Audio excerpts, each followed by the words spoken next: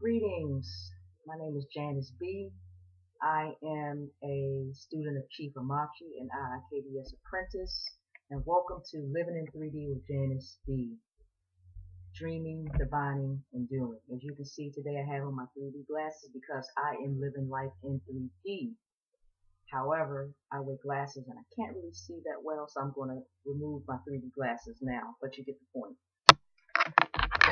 So this week I want to focus on the first part of that formula, living in 3D, the dreaming part. Like I said, I call 3D dreaming, divining, and doing. The reason why I'm going to focus on the dreaming part is not just because it's the first part of that formula, but it's also because dreams are the one thing that we all have in common. We all dream. We may not all yet have the ability to divine. We may not all yet know how to work with spiritual tools and talismans to create changes in our lives, but we all do dream. Prior, many years ago, when I used to dream and wasn't quite, actually, uh, before I actually took the Dream Warriors course, I had a different idea on what dreams were. Um, for the most part, I figured that dreams was just so much stuff that goes on in my head at night when I sleep, and was oftentimes just influenced by whatever I ate and what may have been playing on the TV as I went to sleep. However, once I started taking the course, my teacher, Chief Amachi, informed us that especially when you're going through a ritual, spiritual ritual, the dreams are messages from spirit. So I started looking at dreams a different way. I started looking at dreams as messages from spirit. Exactly, just wondering what is spirit exactly trying to tell me? Uh, what is it about my life that's going on that I'm not seeing? And that's how I look at my dreams now. I encourage everyone to start looking at dreams in this particular way. Um, One of the first things I'll encourage you to do is to sign up for the Dream Warriors course from IIKDS. Um, in that course, you will be guided through certain rituals. You'll receive certain medicine, which will start the process of helping you to have more spiritual dreams and start the communication process with spirit, and also will help you to remember your dreams more. Until that time, it's never too, it's not a bad thing to get a journal. I encourage everyone to get a journal if you don't already. Sleep by the journal, and when you wake up, write down write down what you dream. Write it down. Um, Write down what you think it means, and observe what's going on in your life. A lot of people, and I used to be the same way. What they do is whenever they have a dream, the first thing they do is they run out and get a dream book, and they look up, what does this mean? What does that mean? A dream, for instance, I may dream of, let's say I dream of I don't know, a butterfly or something. And a butterfly, maybe I look in a dream book and it says a butterfly means fertility or something. I'm making something up.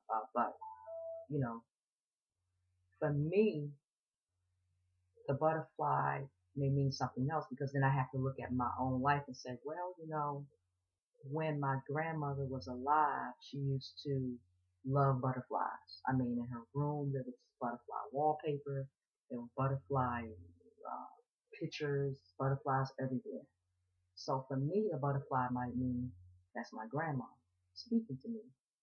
And then the next important part is to be observant of what you see in your waking life. So I might have that dream and then notice that as I'm going to work, a butterfly flew past me. And then I looked on the ground, it was like $20. And I might say, I remember, when my grandmother was alive, and I would go visit her and go sit in her room and see the butterfly wallpaper, and she would give me money.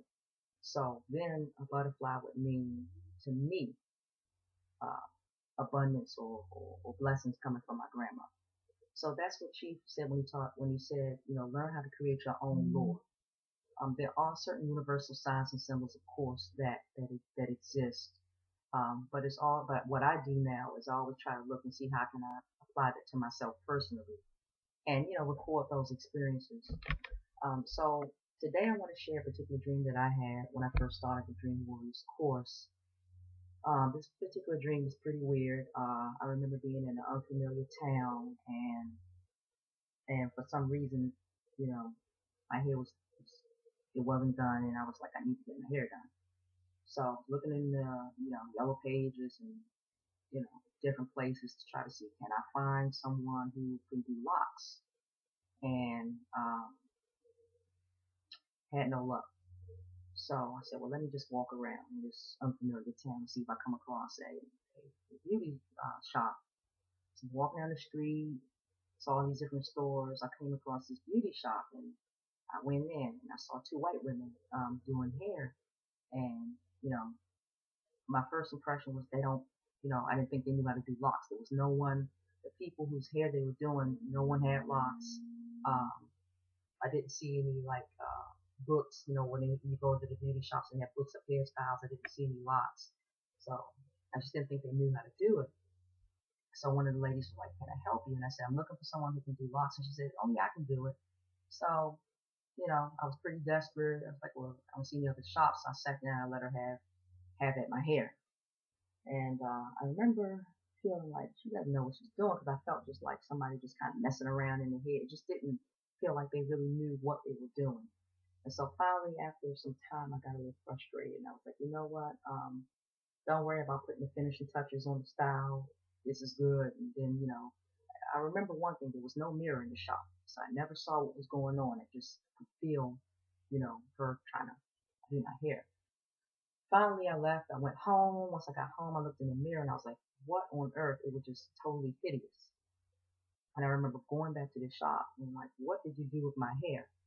And then I woke up, and, I didn't understand initially what that was about. But then, I said, well, my initial observations, I think Spirit might be trying to tell me that I need to do a better job of vetting people to do certain jobs. I need to do a better job of deciding who's going to do particular work for me. Um, so I just kind of wrote that message down and just started to be observant. And a couple of weeks later, I was getting work done on my house. So I wanted to find someone to do some work on my house. And I remember I was going back and forth in these email conversations and phone conversations with a particular house contractor. And I remember, and now I can look back at some of those email conversations at the trail, and I was like, this guy was not dependable. He would say I'm showing up, he wouldn't show up, he wouldn't call back. He was just not, you know, the best person for that job. And that's what ended up happening, was that Spirit was letting me know that somebody I would be dealing with in the future would not be the best person to do a particular job for me. And that's the message that I got from that dream. So this is an example of having dreams, recording your dreams, and learning to be observant, uh, and going back and keeping a log of that. So this was a message from Spirit, and I'm thankful for that message. And now this helps me whenever I have dreams. I continue to write them down and to look for things that go on in my life. So what I'm going to do is later on this week I will be back to share another dream. I hope that this has been helpful to you, and I encourage you to do the same thing. When you have dreams, record them, and observe what's going on in your life to see what messages Spirit is trying to communicate to you. So until then, continue to live life in 3D, dream, divine, and do. Also, for those of you who do need assistance with divinations, you can feel free to reach out to me, Janice B. I can be reached at jbdivines@gmail.com. Talk to you then.